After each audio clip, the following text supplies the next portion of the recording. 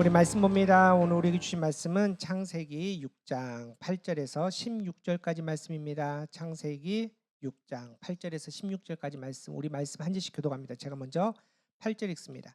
그러나 노아는 여호와께 은혜를 입었더라. 이것이 노아의 족본이라. 노아는 의인이요 당대의 완전한 자라. 그는 하나님과 동행하였으며 세 아들을 낳았으니 셈과 함과 야벳이라. 그때 온 땅이 하나님 앞에 부패하여 포악함이 땅에 가득한지라. 하나님이 보신즉 땅이 부패하였으니 이는 땅에서 모든 혈육 있는 자의 행위가 부패함이었더라.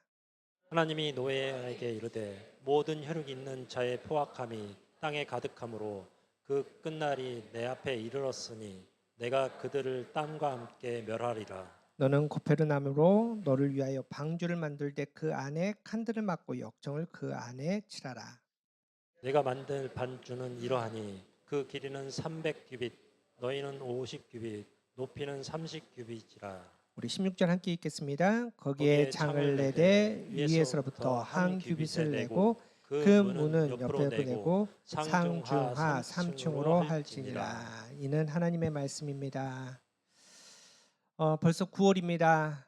긴 여름이 지나가고 이제 가을을 맞이합니다. 우리가 가을 하면은 가을을 추수의 계절이라고 말하지 않습니까? 이번 가을에 우리 삶에 또 우리 가정에 우리 가교에 하나님께 드릴 수 있는 믿음의 열매가 풍성하기를 간절히 바랍니다. 여러분 흔히 이제 가을 오면은 가을 탄다라고 그러지 않습니까? 남자가 많이 타나요? 여자가 많이 타나요? 남자가 좀 가을을 많이 타는데 이제 여러 가지 이유들이 있겠죠. 가을 타면은 왠지 쓸쓸해지고 옛 생각 나고 막 이러는데 전문가들이 이제 여러 가지 이유 중에 한 이유가 일조량 때문이랍니다. 이제 여름에는 태양이 쨍하고 쬐다가 이제 가을에는 태양의 양이 줄어드니까 그 태양의 양이 줄어듦을 통해서 이제 안에서 호르몬 뭐 여러 가지들이 작용해서 이제 가을을 타고 이렇게 외로워지고 쓸쓸해지고 이런답니다. 처방이 아주 간단하더라고요. 어떤 처방이 있을까요? 햇볕을 자주 쐬랍니다. 이제 그러면은 가을 타는 걸 좀 극복할 수 있다라고 얘기합니다. 영적 원리도 똑같습니다. 여러분 우리가 삶을 살다 보면 낙심합니다. 어려운 일들 때문에 좌절합니다. 또 마음이 상하지 않습니까? 앞이 보이지 않습니다. 영적으로 이렇게 낙심될 때 우리가 이 영적으로 다운된 거, 영적 침체라고 얘기하는데 극복할 수 있는 방법이 분명합니다. 뭘까요? 은혜를 많이 받으셔야 됩니다. 그래서 우리가 예배 자리에 나온 겁니다. 예배 자리에 말씀의 은혜를 또 주님의 그 거룩함 가운데 찬양의 은혜를 또 우리가 하나님의 그 사랑을 듬뿍 받아서 또 우리가 다시 새 힘을 얻고 또 힘차게 우리의 삶에서 승리할 수 있는 저와 여러분 되기를 간절히 바랍니다. 우리 그런 마음으로 이렇게 인사합시다. 은혜 앞으로 나아갑니다. 네, 오늘 창세기 강의 15번째 우리 노아의 홍수 사건을 이제 몇 주차야 거쳐서 우리 함께 말씀 나누도록 하겠습니다. 여러분 우리가 이제 시나 수필 뭐 여러 가지 소설들을 읽으면서 정말 중요한 것 중에 하나는 작가의 의도입니다.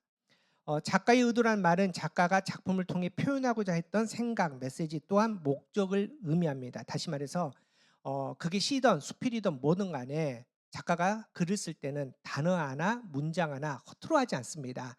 다 의미가 있답니다. 뜻을 가지고 쓴다라는 겁니다. 그래서 이 작가의 의도와 너무 상관없이 마음대로 해석하고 판단하는 것을 우리가 흔히 말하는 의도의 오류라고 이렇게 얘기합니다. 이제 물론 현대 문학에서는 이 작가의 의도 안에 갇혀 있는 것을 좀 넘어섭니다. 다시 말해서 지금 이 작품을 읽고 있는 독자가 자기의 상황과 환경에 따라 또 시대적인 이 상황에 따라서 이 문학 작품을 재해석하는 거 이게 굉장히 또 중요하다라고 얘기를 합니다. 그래서 영국의 소설가 앤젤라 카터는 이렇게 얘기를 합니다. 책을 읽는 일은 그 책을 독자 스스로 다시 쓰는 것과 같다.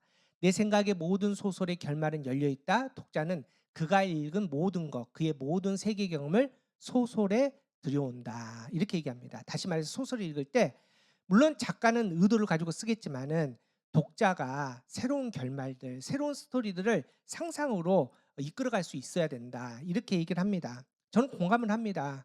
여러분 중세 시대에 썼던 글과 지금 현대, 지금 시점에 맞겠습니까? 새롭게 해석이 필요하겠죠.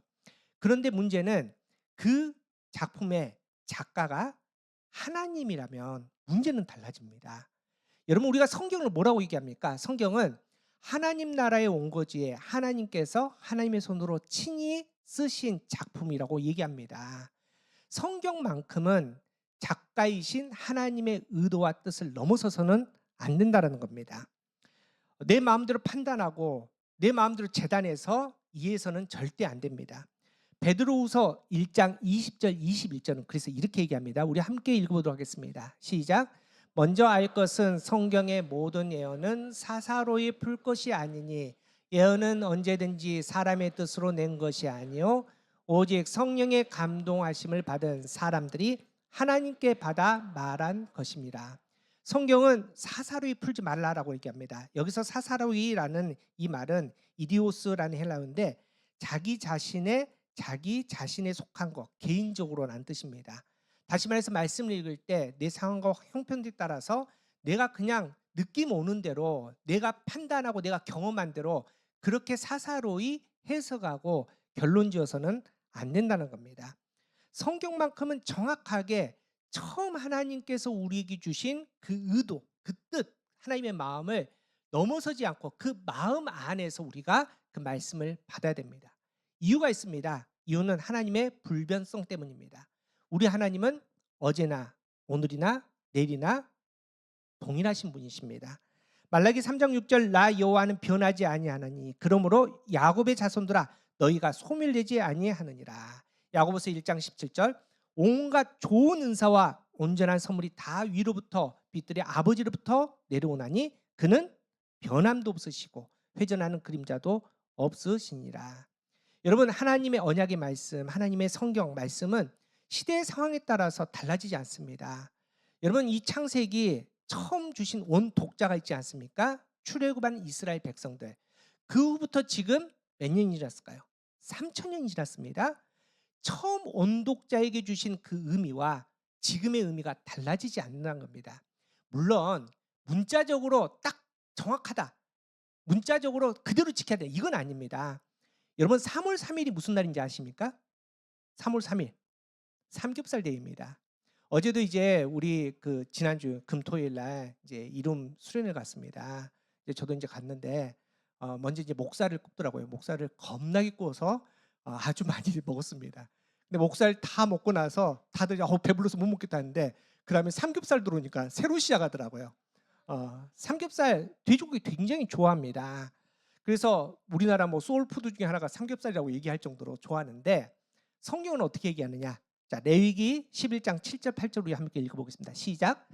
돼지는 굽이 갈라져 족발이 돼 새김질을 못하므로 너희에게 부정하니 너희는 이러한 고기를 먹지도 말고 그 죽음도 만지지 말라.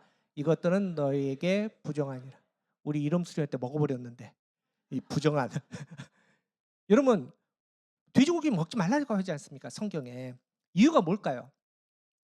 돼지고기를 먹지 말라는 이유는 당시의 문화적인 의미입니다. 당시에 이제 이방 신들에게 제사를 드렸지 않습니까? 그런데 그때 제물이 돼지가 많이 사용되었습니다.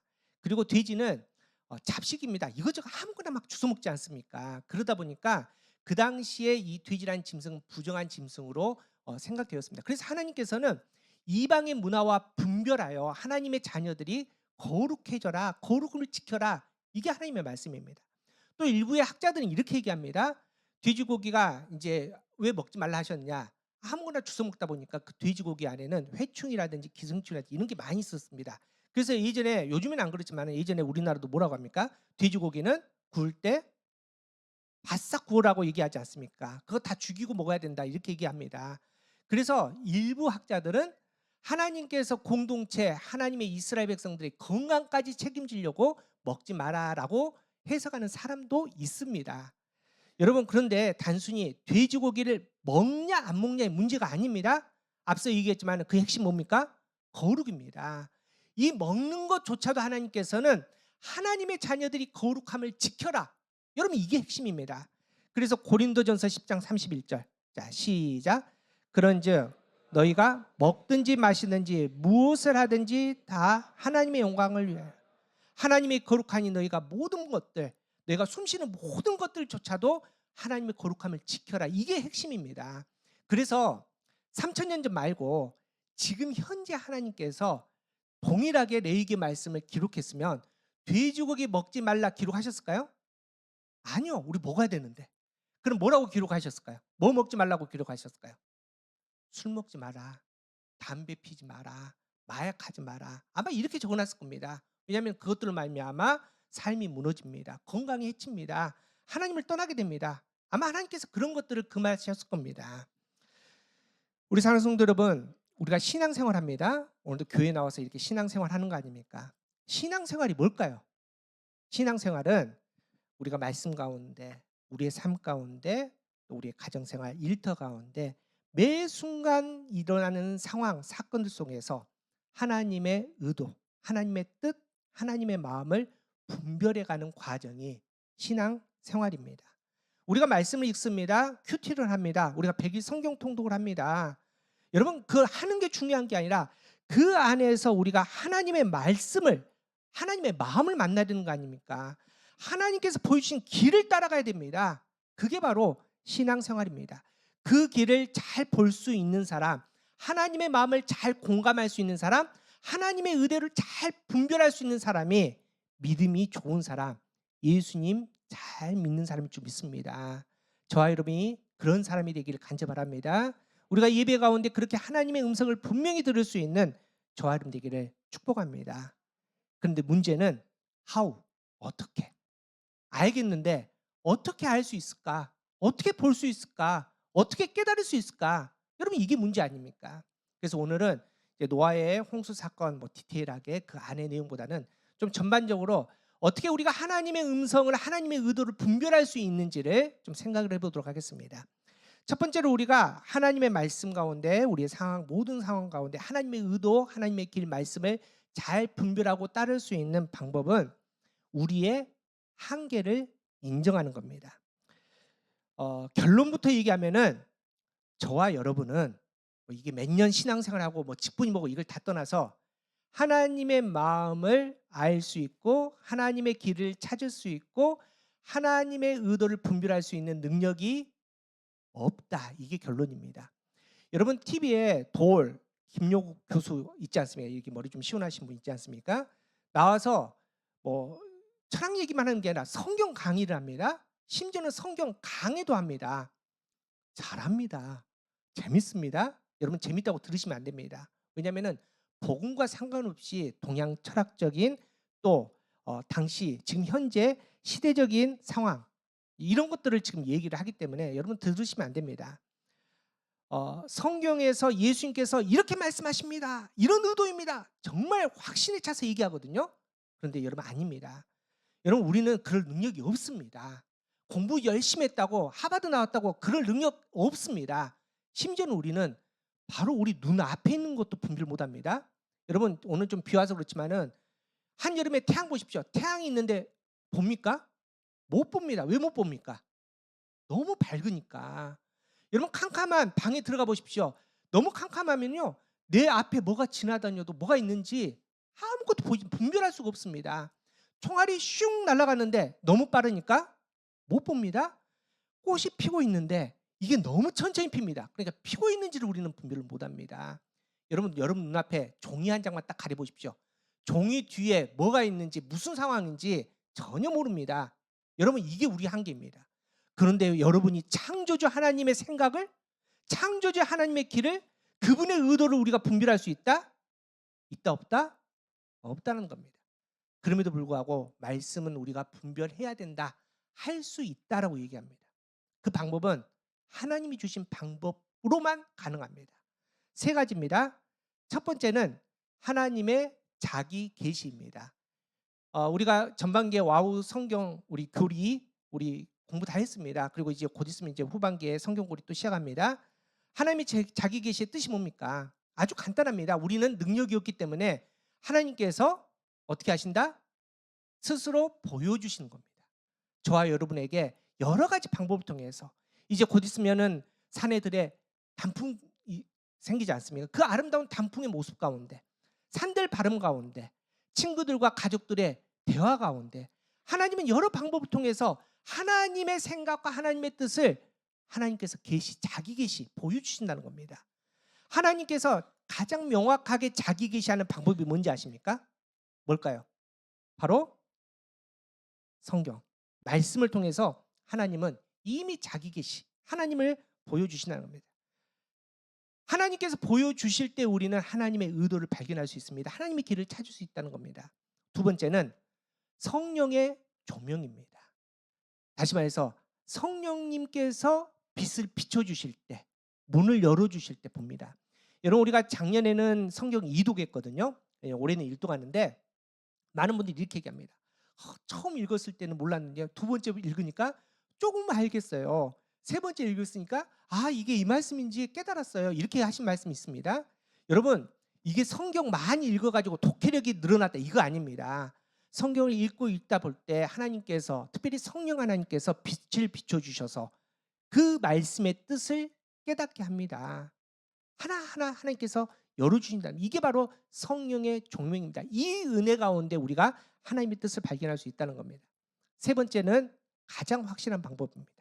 바로 예수 그리스도이십니다. 여러분, 하나님은 영이시기 때문에 보이지 않습니다. 하나님은 영이시기 때문에 그분의 음성이 들리지가 않습니다. 그래서 자주 만납니다. 자꾸 하나님을 만났다고, 하나님을 봤다라고 보이는데, 물론 하나님께서 자기 계시 특별한 방법으로 보여주셨겠지만은 여러분, 영이신 하나님을 우리가 어떻게 봅니까? 그래서 성육신 하나님이신 예수님께서 우리와 똑같은 모습으로 이 땅에 오셨습니다. 보이지 않는 하나님께서 보이는 하나님으로 이 땅에 임하십니다. 들리지 않는 하나님께서 우리와 똑같은 음성으로 들리는 하나님으로 이 땅에 오신 겁니다. 그래서 예수님께서 이 땅에서 여러 가지 기적을 통해서, 사건을 통해서, 말씀을 통해서 이미 하나님을 보여주셨고 하나님의 의도를 우리에게 밝혀주신 겁니다. 요한복음 14장 9절에 이런 말씀이 있습니다. 함께 읽어보겠습니다. 시작.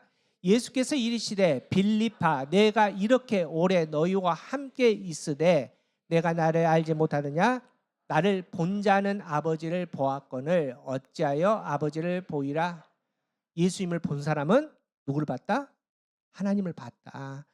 예수님을 통해서 우리는 하나님의 의도, 뜻, 그리고 마음을 우리는 분별할 수 있다는 겁니다. 그래서 여러분, 교회 오래 다녔다고 이게 되는 거 아닙니다. 직분 받았다고 이거 되는 거 아닙니다.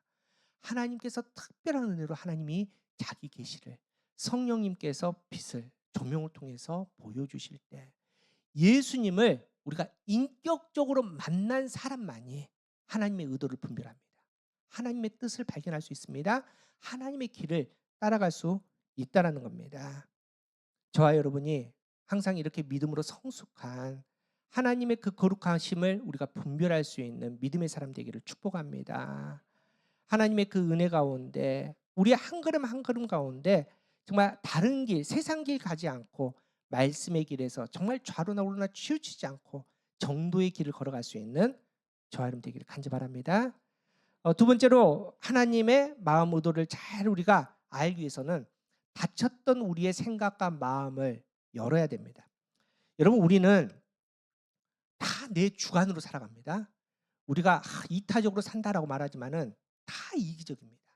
여러분과 서로, 심지어는 부모 자식 간에 아니면은 부부 간에 서로 대화할 때도, 아무리 오랜 친구 간에 대화할 때도 다 내 주관으로 얘기합니다. 내 잣대로 판단하고 내 잣대로 또 정죄합니다. 이게 바로 우리의 한계입니다. 그리스 신화 중에 프로크로스테스라는 침대 들어보셨나요? 이제 여행객들이 아테네와 스파르타를 여행하는데 중간이 사막입니다. 근데 사막에 쉴 수 있는 공간이 집 딱 하나 있는데 그 집에 프로크루스테스라는 거인이 삽니다. 이제 여행객들이 이제 잠시 쉬어야 되니까 물도 마셔야 되고 뭐 잠도 자고 해야 되니까 그 집에 들어갑니다. 그러면 이 거인이 그렇게 환대한답니다. 맛있는 것도 주고 같이 막 반겨주고. 근데 문제는 밤이 되면은 침대로 데려갑니다. 그래서 침대에 딱 가서 눕히는데 침대보다 사람이 작습니다. 그럼 어떻게 할까요? 늘립니다. 침대에 맞춰서. 그런데 어떤 사람은 또 키가 큰 사람이 있을 거 아닙니까? 눕혔는데 침대 밖으로 다리가 뾰족 나왔습니다. 그럼 어떻게 할까요? 침대에 맞춰서 다리를 잘라서 여러분, 이게 프로크루스테스라는 침대라는 이야기입니다. 여러분, 우리가 딱 이렇습니다. 서로 간에 공감하려고 이해하려고 하지 않습니다. 이미 답이 정해져 있습니다.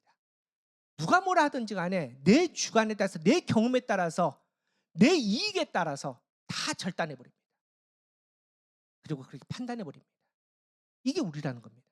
그런데 심지어는 하나님 앞에서 말씀을 대할 때도 똑같이 한다는 겁니다. 여러분, 우리는 참 안타깝게도 우리 수준에 맞게 믿고 우리 수준에 맞게 하나님을 판단합니다. 뭐 말로는 합리적이고 뭐 믿음으로 막 얘기하지만은 여러분, 이걸 넘어서지를 못합니다. 이게 바로 우리의 한계입니다. 여러분, 성경 보십시오. 예수님이 직접 얘기하십니다.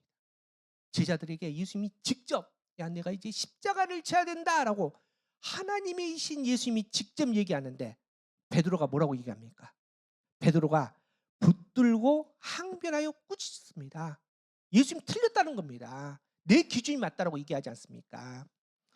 여러분, 우리는 말씀을 대할 때 하나님께서 자기 계시, 하나님을 보여주시는데 내 상황, 내 형편, 내 이익, 내 지식, 내 선입관의 기준의 잣대에 따라서 하나님의 말씀조차도 재단해버립니다.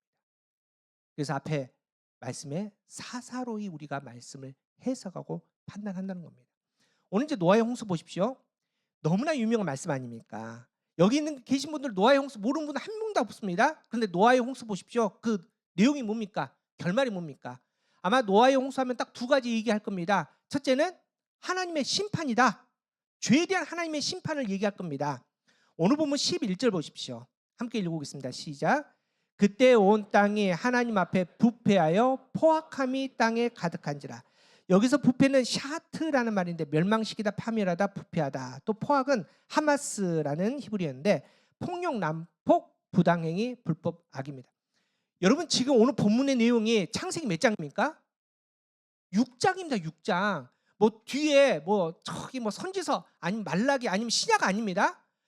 태초에 하나님께서 천지를 창조하셨느냐. 근데 그 창조가 너무 좋으셔서 하나님께서 야, 보시기에 좋았다, 보시기에 좋았다. 마지막에는 보시기에 심히 좋았다. 그렇게 만드신 하나님의 창조물이 고작 6장 지나서 다 망가진 겁니다. 멸망하고 파멸되고 부패되고, 하나님께서 사람을 짝지어 주실 때 돕는 배필로 짝지어 주셨는데 서로 미워하고 정죄하고 난폭하고 그렇게 온 세상이 될 때 공의 하나님께서 그 죄를 묵과하지 않으시고 어떻게 하신다? 심판하신다. 그 심판이 뭐다? 노아의 홍수다. 이 심판을 얘기합니다. 또 두 번째는 뭘까요? 구원 얘기하는 거 아닙니까? 다 심판받습니다. 그런데 누가 구원받습니까? 누가 은혜를 받습니까? 노아 가정이. 여러분, 노아 가정을 성경이 이렇게 증가합니다. 오늘 보면 9절입니다. 함께 읽어보겠습니다. 시작. 이것이 노아의 족본이라. 노아는 의인이요 당대의 완전한 자라. 그는 하나님과 의인이랍니다. 의는 차다크, 의로운, 공정한, 올바른. 완전은 타빔, 완전하다, 흠없다, 건전하다. 여러분, 노아가 하나님처럼 완벽하다 이 얘기 아닙니다. 앞서 얘기했지만 부패하고 포악한 이 땅에서, 암흑 같은 이 땅에서 새벽별 하나처럼 그래도 하나님을 사랑해서 세상을 선택하지 않고 하나님을 바라보고 하나님께 마음을 두고 하나님께 모든 인생을 걸었던 그 한 사람 노아, 그를 하나님께서는 의롭다, 완전하다 말하고 그를 하나님께서 구원하셨다는 겁니다. 여러분, 그렇다고 해서 노아가 뭔가를 해서 그 행위의 대가로 구원받았다 이거 아닙니다. 하나님께서 끝까지 사랑하시고 우리를 포기하지 않을 때 그 구원에 하나님의 역사하심을 선포하는 겁니다. 여러분, 그런데 이 노아의 홍수의 사건이 단 이 두 단어, 바로 심판과 구원이 끝일까요? 그러기에는 내용이 너무 광대합니다. 내용이 너무 깊습니다. 여러분, 노아와 노아의 홍수 사건이 기록됐는데 창세기 5장 28절부터 9장 29절까지 무려 4장 반을 기록하려 해서 하나님께서 기록하십니다. 여러분, 창세기가 총 몇 장이죠? 50장. 50장이 10분의 1을 하려 합니다. 여러분, 하나님께서 태초에 천지를 창조할 때 어마어마한 이 창조의 사건을 기록하는데 단 몇 장? 2장. 그 뒤에 모든 사건의 이유가 되는 인간의 타락 몇 장? 몇 장? 한 장. 우리가 이 앞서 봤지만은 사람이 어떻게 안 죽고 하나님 나라 갑니까? 에녹 사건이 엄청난 사건 아닙니까? 그런데 심지어 이 에녹 사건, 죽지 않고 하나님 나라가 이 에녹 사건을 하나님께서 기록하신데 장도 아닙니다. 몇 절? 네 절. 그런데 이 노아의 홍수는 네 장 반을 하나님께서 준비하시고 그 온거지에 꼭꼭 눌려서 쓰셨다는 겁니다. 다시 말해서 단순히 내가 너희를 심판한다, 너희를 구원한다, 이걸 넘어서서 이 안에는 우리를 위해서 주고 싶으신 하나님의 마음, 하나님의 의도, 하나님의 생각, 하나님의 사랑이 많이 담겨 있는데 우리는 생각하지 않습니다. 노아의 홍수는 심판이야, 노아의 홍수는 새롭게 세가는 구원이야, 이러고 넘어간다는 겁니다. 여러분, 그래서는 안 됩니다. 이 말씀 가운데 우리가 하나님의 마음을 온전히 알려고 노력해야 됩니다. 앞서 얘기했지만은 우리는 이미 말씀을 읽을 때 다 닫혀 있습니다. 열어야 됩니다. 하나님의 생각, 하나님의 마음, 하나님의 뜻은 우리가 생각할 수도 없습니다. 그래서 로마서 11장 33절 이렇게 얘기합니다. 자, 시작. 깊도다 하나님의 지혜와 지식에 풍성하며 그의 판단은 헤아리지 못할 것이며 그의 길은 찾지. 여러분이 뭘 생각하든 뭘 경험하든 하나님은 다 그 이상입니다. 우리의 길과 다릅니다. 우리의 생각과 다르다는 겁니다. 그래서 여러분, 성경을 읽을 때 여러분 열으셔야 됩니다. 오늘 이 시간에 내가 수십 번 수백 번 읽었고 아니 암송을 했던 말씀이라도 바로 이 순간에 내게 주신 그 거룩한 마음, 하나님의 생각, 하나님의 의도를 찾기 위해서 우리는 마음을 열어야 됩니다. 말씀 앞에서 하나님, 오늘 이 날이 내게 주신 은혜는 뭡니까?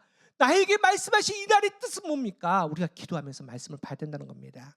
여러분, 그래서 프리드만 슐츠 폰툰이라는 사람이 있습니다. 이름도 참 길죠. 독일의 심리학자인데 메시지의 네 가지 귀 이론이라는 얘기를 했습니다. 다시 말해서 우리가 서로 대화할 때 한 가지만 이야기하는 게 아닙니다. 그 안에는 명확한 사실, 상대방에게 요구하는 호소, 또 상대와 관계를 어떻게 생각하는지 나타내는 관계, 내 상황에 대해서 어떻게 생각에 대한 고백, 이런 내용들이 그냥 우리가 대화 가운데 말 한마디 가운데 다 담겨져 있다는 겁니다. 뭐 예를 들어서 이렇습니다. 부부끼리 주말에 이제 대화를 나눕니다. 이제 대부분 남자들 주말 되면 어떻게 하고 있죠? 소파에 이렇게 널브러져 있잖아요. 근데 이제 아내가 이야기하는 겁니다. 자기야, 우리 주말인데 나가서 우리 외식하자라고 얘기합니다. 그래서 남편이 야, 그냥 집에서 간단히 먹자라고 얘기합니다. 피곤하니까. 그러니까 아내가 이제 그래도 아, 나가자 하고 다 이제 꼬시기 시작합니다. 근데 이제 남편이 슬슬 이제 짜증이 나죠. 야, 나 일주일에 하루 쉬는데 야, 하루 좀 쉬자. 그냥 집에서 먹자. 이렇게 얘기를 합니다. 이제 그러면 이제 아내들도 이제 점점 이제 목소리가 올라가잖아요. 주말에 외식 한번 하는 게 그렇게 어려워라고 이제 하잖아요. 그러면 이렇게 하면 또 남편은 또 받아치는 거 아닙니까? 야, 귀찮은데 집에서 먹으면 안 되냐? 꼭 나가야 되냐고 합니다. 그럼 이제 아내가 이제 폭발하죠. 니만 귀찮냐? 라고 얘기를 합니다. 그러면 이제 결국 이제 남편이 방점 뜯죠. 네가 귀찮은 게 뭔데? 하면서 이제 대판 싸우는 거 아닙니까? 여러분, 이 상황 보면은 뭐 다 이해가 되죠. 물론 이제 이 말에 대해서 우리 여성분들은 별로 공감이 안 되지만 우리 남성분 다 공감이 되죠. 아, 하루 좀 쉬고 싶은데. 그런데 이 프리드만 슐츠 폰툰 이 메시지 네 가지 귀이론 보면은 아내가 나가서 외식하자 이 말은 단순한 의미가 아니라 이 아내의 말 속에는 이 네 가지의 뜻이 있다라는 겁니다. 사실은 뭡니까? 밖에 나가서 외식하자, 이게 사실입니다. 근데 호소가 있답니다. 호소는 뭐냐? 당신도 일주일 내에 나가서 열심히 일하고 피곤한지 알지만 난 놀았니? 나도 집에서 밥하고 청소하고 그 얘들 말도 안 돼 얘들 뒤짝거리고 나도 힘들어. 주말까지 나도 밥하기 싫어. 우리 가서 밥 먹자. 호소하는 겁니다. 또 관계 내용입니다.